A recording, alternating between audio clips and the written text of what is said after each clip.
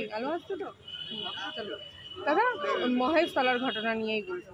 মহেশতলায় যে এই যে উত্তপ্ত, এই যে আপনারা তো রুটি রুজির কথা বলছেন, কিন্তু মহেশতলায় তো তৃণমূল বিজেপি আপনারা যে বলেন যে একই মুদ্রার এপিঠ আর ওপিঠ, তো ওরা তো ধর্ম নিয়ে রাজনীতি। মহেশতলায় একটা প্রশাসনিক ব্যর্থতা হয়েছে।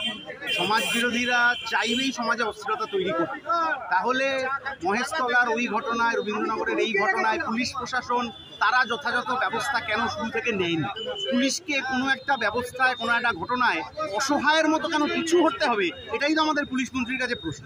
তৃণমূল থানা ঘেরাও করলে সে টেবিলের তলায় লোকাবে, আর চাকরিহারাদেরকে লাথি